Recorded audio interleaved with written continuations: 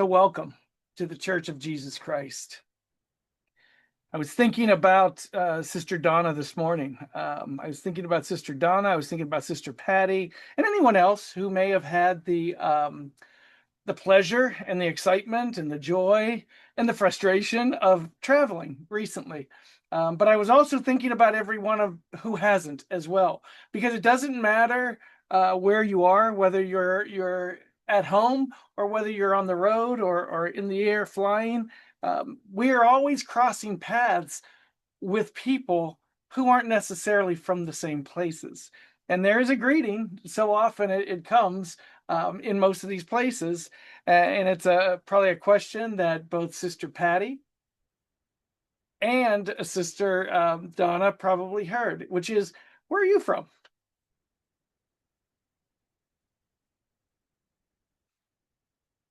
Sorry, my phone is, I think, I'm not going to say the name, but that answer service on my phone is trying to figure out who I'm talking to. So bear with me. Where are you from? Our theme today is where you're from. I have a favorite quest when Candace and I are out. It doesn't matter to whom we're speaking to. If I hear any accent, I want to know. And probably get filled with a little too much pride in these moments as I try to guess where the person's from. And then I glory in the fact if I get it right. Candace, coming from Pittsburgh, doesn't ever recognize a Pittsburgh accent. I always do. Sometimes I'll even say, it's not Pittsburgh, it sounds further east. Are you Philly? And then they'll identify as such.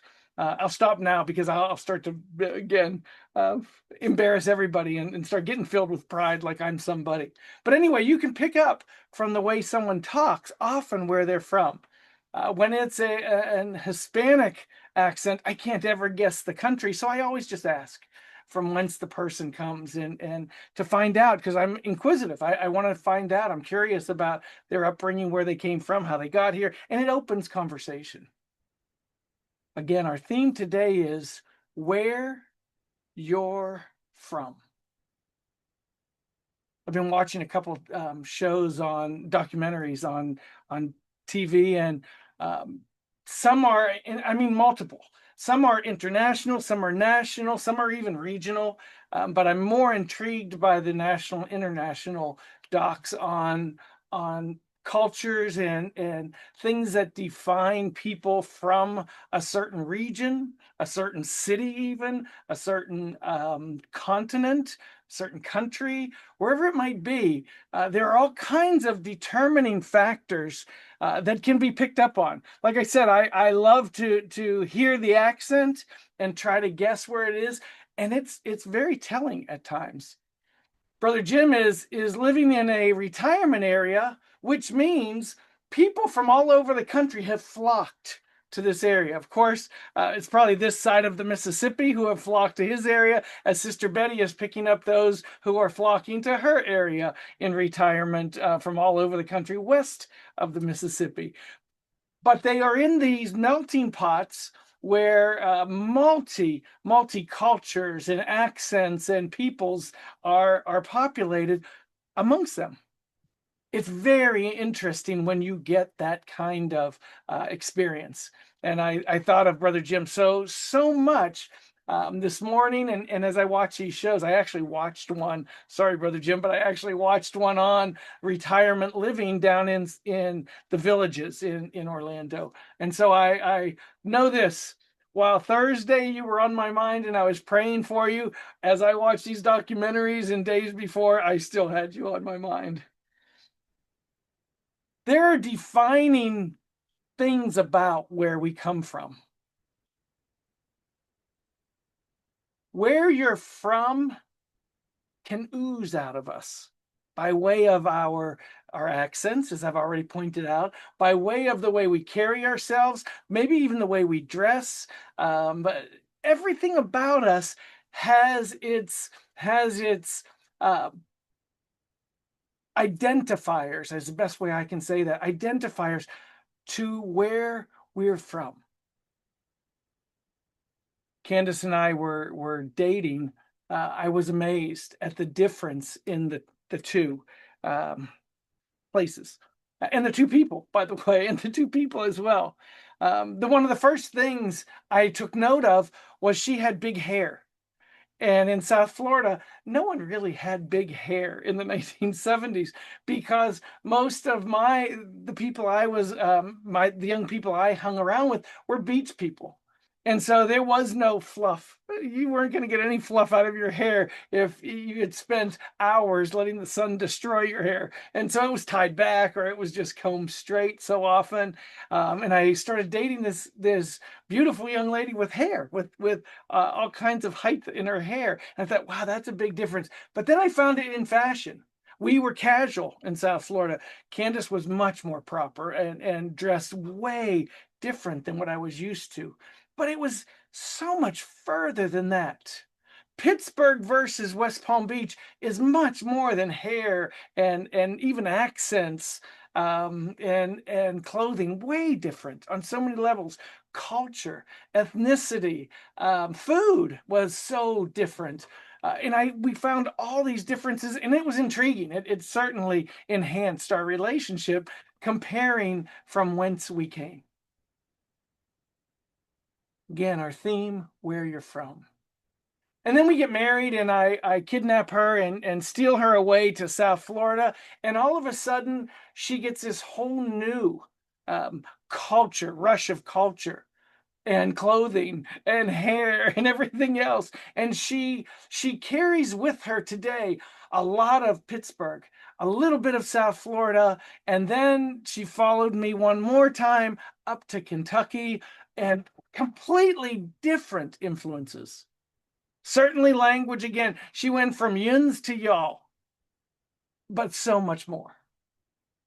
Sometimes we get to talking on our Tuesday nights, especially, and New Jersey will be with us. And Sister Terry Bravo often says "use," and I think, oh, use is yins to Candace, and use is y'all to me, and so this clash of cultures comes all the time in so many settings, defining where you're from.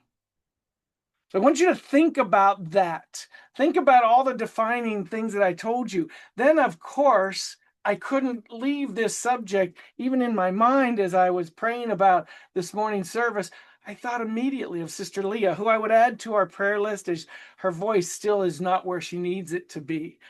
So please continue to pray for Sister Leah, our beautiful sister out on the other side of the ocean. But I think of her entrenched in this new culture of upbringing for her child, maybe children, but child at this point, as she is raising children in a foreign land.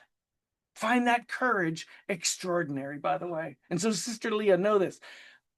Every time I pray for our group and I start to pray for each one of you, those are the thoughts that come into my mind. You're living in this foreign place and getting accustomed to the things that are normal there.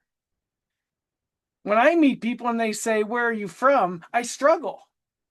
And I often say, "Well, I live in Kentucky, but I'm from South Florida." I don't know if that's a defensive deflection from that I'm not from Kentucky. I don't know why I would take that on, because if so, there's some arrogance involved there. Like South Florida is so much better, and it's certainly not. But I often differentiate between the two. But there's no question I am influenced by both. Where we stop and land for a while, even sometimes when we travel, we'll never be the same again once we're from that place. That's a good thing, by the way. Sister Patty has over the last year, maybe a year and a half, has been in Europe and been in Puerto Rico and has traveled around, touched, affected, never to be the same again from the influences of those places she visited. So even more so, where we're from. But what we find is we can also be influenced by newness. I want you to consider all of this. Sister Donna has been to the far reaches of Alaska, to the south reaches of a cruise that she just came back from. Touched, affected, never to be the same again. It doesn't mean her whole life has changed, it just means she may have picked up on something new in those visits. And by the way, Sister Donna, just so you know, I was just recently in Alaska myself. Unfortunately, mine was on a big screen TV, but I was in Alaska and thought of you the whole time. This was just yesterday as I was traveling on YouTube. And so it is that the question or the statement today, by way of our theme, is an important one to us. I wanted to start by talking about the influences, all defined from where you are from, where you're from. I want you to consider that. I really want you to ask yourself that question, because where you're from defines you, exposes you, if you will. And it's often hard to hide. There's a phrase from Candace's hometown that has now been adopted, and they're proud of this phrase. They call themselves Yinzers. And I find that both joyful and prideful, if you will, but neither in a negative way, both in a really positive way. But they are joying in this ridiculous word, yins. You ones, I guess, is what that's the combination. At least y'all kind of make sense. But yins is there, or yins, depending on which part of Pittsburgh you're from. Yins on one side, yins on the other side. But they're proud of that word. We are affected and affected, if you will, from these places.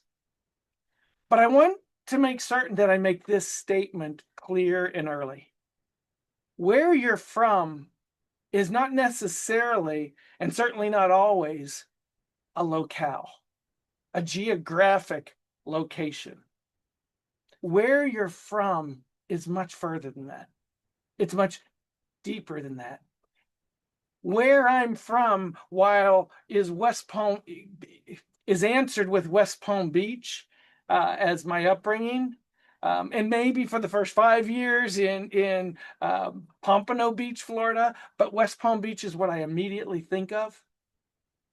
Where I'm from is 4625 Parker Avenue in West Palm Beach, because my experience in that home was different than the experience across the street at 4620 Parker Avenue. What happened inside the walls of that home that I grew up in is quite different than anywhere else, as it was with you.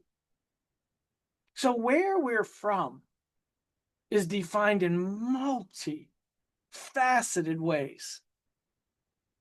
For some, it's I'm first generation in this country. For others, second generation. For others, I was transplanted in this place. So how we got to that address, whatever your address was, whatever that home was, there's all kinds of factors that play into this. Where you're from.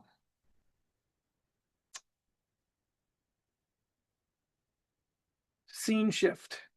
I'm gonna take you a different direction now. There has probably been more questions in my ministry that have begun with the same 4 words than any other question. Throughout my 30, 35 years plus in the ministry, there have been questions that all begin with the same 4 words. Is it a sin? And then it is defined by whatever that question might become.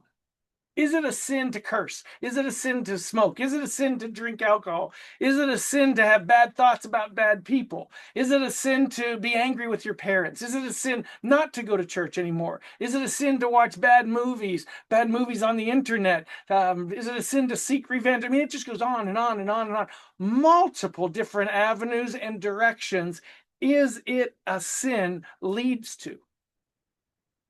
And I've been asked that question. I just can't tell you how many times. Not just from within the church, though certainly from within the church, but when someone finds out and meets me and starts to know me and finds out that I am a minister, somewhere, somehow, many of those relationships roll to, is it a sin?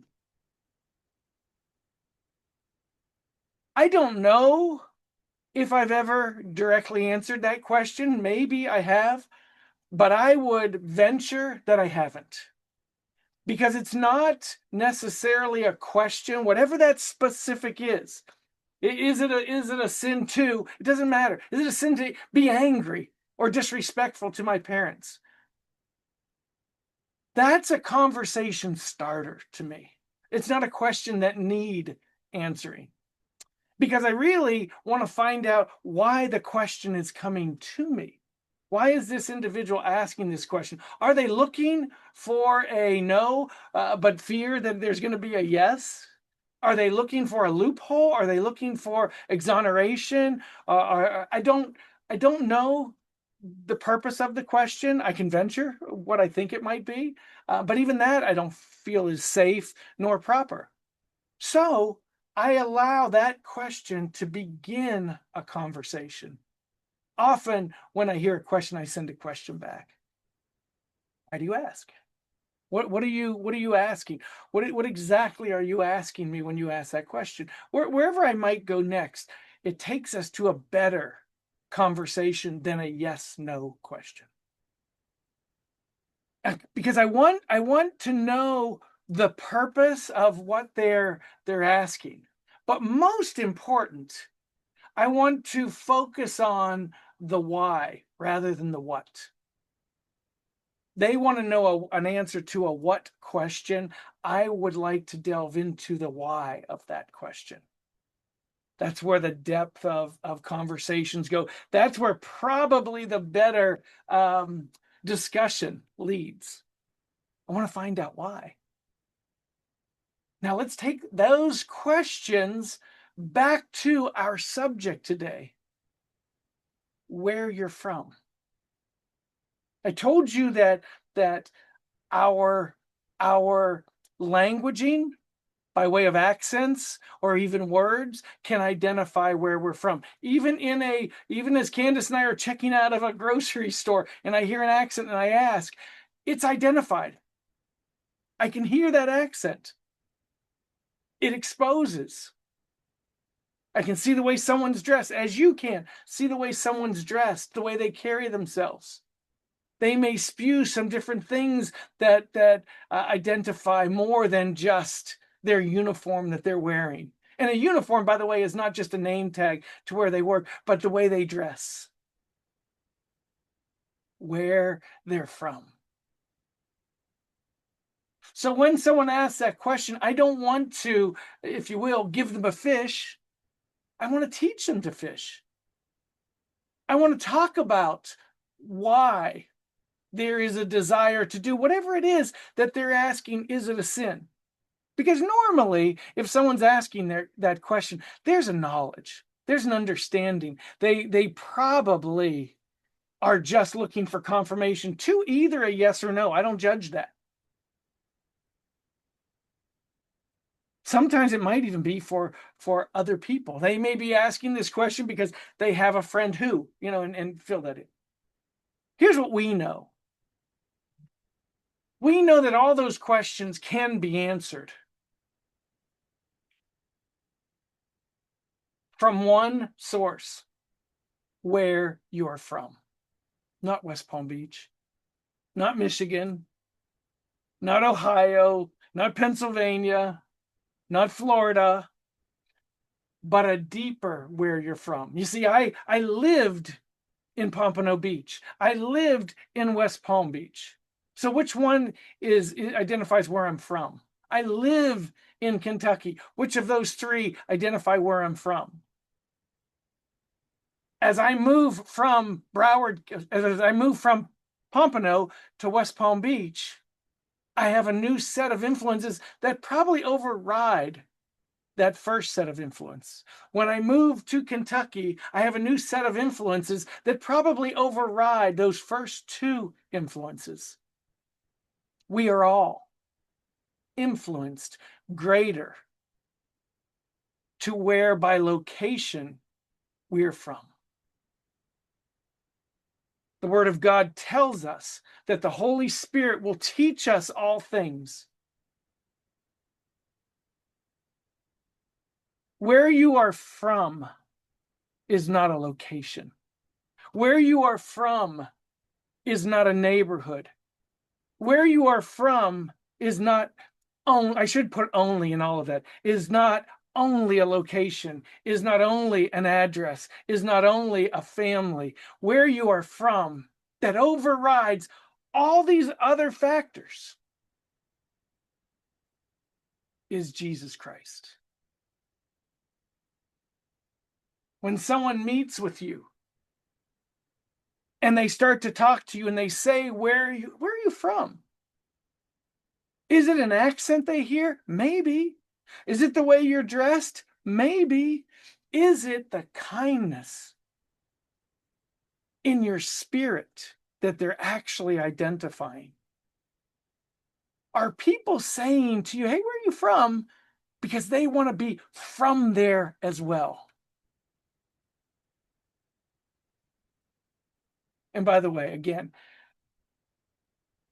for Sister Leah, from whence are you? I understand we've got it all backwards. I know that where are you from, where you're from is not proper. I get that, but it's still our theme today.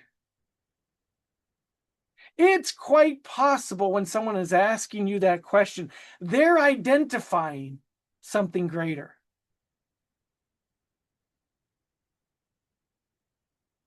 I've long thought, if I meet up with someone that I used to know before I knew Jesus Christ, and they didn't see the difference in who I was and who I am, shame on me.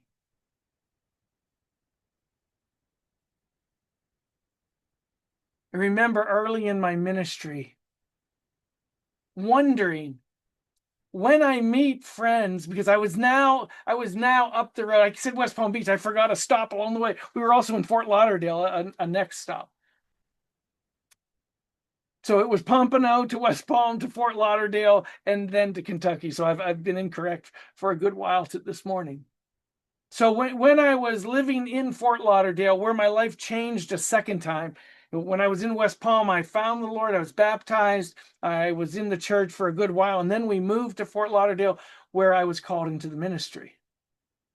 And so while living in West Palm and finding the Lord, I often wondered, would people see a difference? And then when I moved into Fort Lauderdale and had a new calling, I thought, wouldn't it be a sad thing if I met up with friends from my past who would be shocked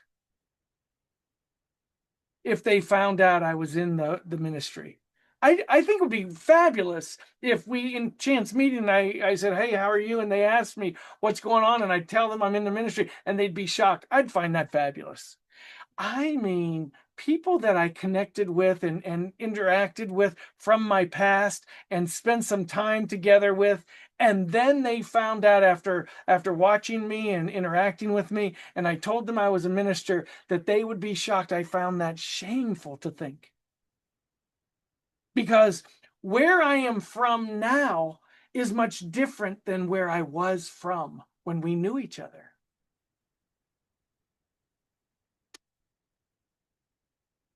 So the question, is it a sin? I'm going to say is not appropriate, but it's always appropriate, is not as important as asking the deeper question, which is, Is where I am from now defining every facet of who I am? Are my decisions influenced and changed by this new answer to where I'm from? Now, for me, this answer is almost 50 years old, but it's still new because most of our development happens long before we're 18 years old. So it's still new. The word of God says the old man is put down into the water, the new man comes up. So it's still old and new. It may not be fresh, as it's now for me 50 years in the making, but it's still new. And so where I'm from has been consistent through 3 different moves: West Palm Beach, Fort Lauderdale, and Kentucky. The consistency has been the one answer to that question of where I'm from is Jesus Christ. I'm going to read just a little bit this morning. I want to read just a few verses this morning that are just on the outside, just kind of seasoning all of this swirl of where you're from.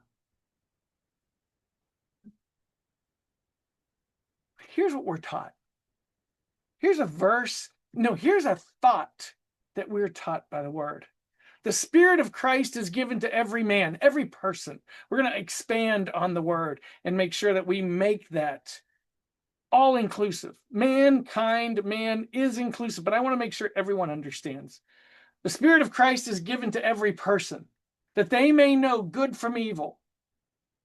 Everything, and here's how: everything which invites you to do good, to persuade you to believe in Christ, is sent forth by the power and gift of Christ, that you might know with a perfect knowledge it is of God. That is where you're from. This is given to every person. This is not given to the believer and the believer exclusively. This Spirit of Christ is given to every person who takes on flesh. So from the beginning, we knew right from wrong if we connected with that Spirit within us. And we know we do because we see it in the innocence of children. I look at my sweet grandchildren and I see this beautiful innocence. I see this beautiful generosity. I see this beautiful caring.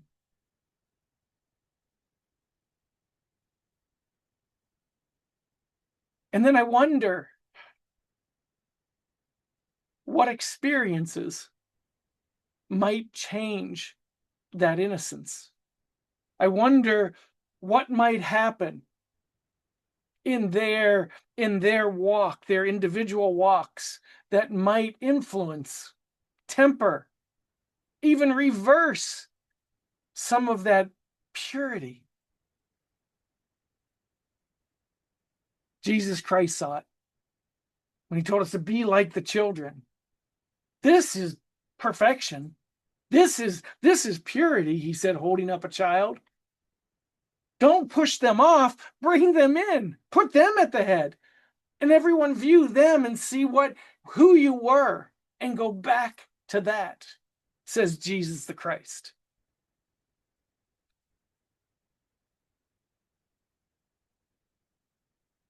Where we're from shows. I told you, by language, by dress, by actions, by so many things. It's not always fair to expect all to know that you're a follower of Christ just by way of the way you speak with an accent, but maybe by the way you speak, respectfully or not. But it's not always obvious to your belief system from whence you came. There's an account that we know this to be true. I'm going to go to, again, just a verse or 3. It's in Matthew, the 13th chapter, at the very end of the chapter. And the verse says this, or the verse is 54 through, I don't know where we're going to read to, but a couple verses. When he was, speaking of Jesus Christ, when he was come into his own country, he taught them in their synagogue. To be clear, when he was fully in his ministry, walking from city to city, after 30 years old, after the Sermon on the Mount, after allowing John to baptize him as an example to all of us, after modeling all these things, he began in his ministry with a following of 12 men, so that we understand who we're talking about and what facet of the life of Jesus Christ we're talking about. When he was coming to his own country, returning to his own country, he taught them in their synagogue, insomuch, listen to this, that they were astonished. So all of this takes place, the baptism, everything, and he leaves and he goes on, he takes it on the road. He takes his disciples, he takes his ministry on the road. Now he returns. And we're going to find out how they saw him. How they saw where he was from. Because on his return, in comes this man walking into their synagogue and teaching in truth, in power. And they were astonished, says this verse. And said, and their astonishment may not be what you're thinking right now. And said, whence hath this man this wisdom? Where is he from? And then they're going to identify where he's from in their minds, where he's from in their witness, where he's from in their experience with him. Whence hath this man this wisdom? Is not this the carpenter's son? Isn't this the guy who was pounding our windows a year ago? Isn't this the guy who fixed the door frame on your house? Isn't this the one who came to the temple and fixed the steps on the temple? We never heard this wisdom. We never felt this spirit. But they're not excited. They're questioning. And not questioning, it seems, in a very positive way. They're really wondering, whence hath this man this wisdom? Is not this the carpenter's son? Is not his mother called Mary, and his brother, and he lists them, James and Joseph and Simon and Judas? Are his sisters not all that have been with us? Whence hath this man all these things? And it adds this, and they were offended in him. They didn't like this. They didn't understand this. And they probably wanted to say, where are you from? Aren't you the kid who lived down the street?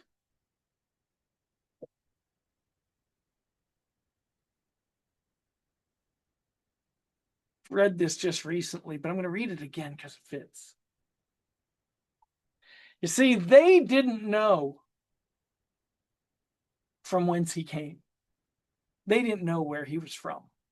They thought he was from 4600 Parker Avenue or wherever his address was. They thought he was single in his being, singularly faceted, if you will. They thought he was a carpenter, the son of a carpenter, and nothing more. All of a sudden, he has all this wisdom, all this power, this spirit that they had never experienced from him. But he always knew from whence he came. He always knew where he was from. Again, I read this just a month or two ago, but it fits today, so I thought I'd fit it in again.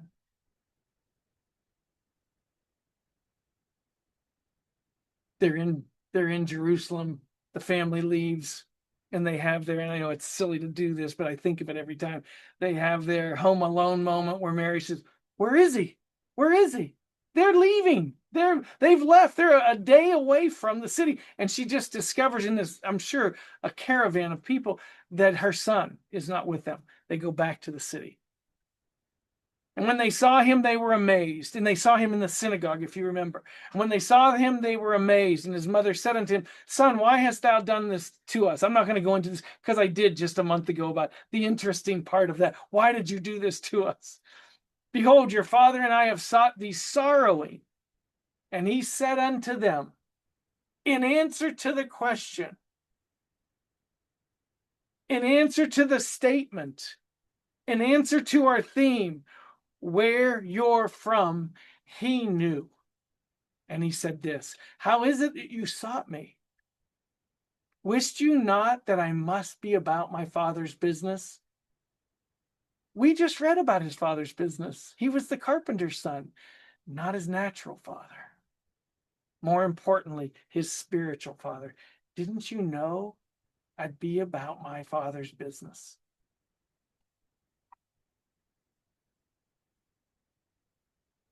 I want you to consider in this moment, and if it's possible, that you would have an awareness, that you would have a thought that seeps into and stays with you in all times, in all things, in all thoughts, in all words, in all deeds, in all interactions, in all that you do, that you would remember where you're from. Candace, keep loving Pittsburgh. Sister Patty, keep being proud of being from Michigan.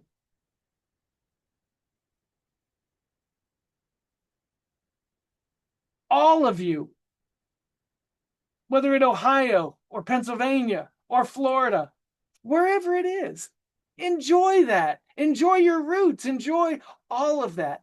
But do not mistake your natural business, your father's natural business, your father's natural home that you grew up in.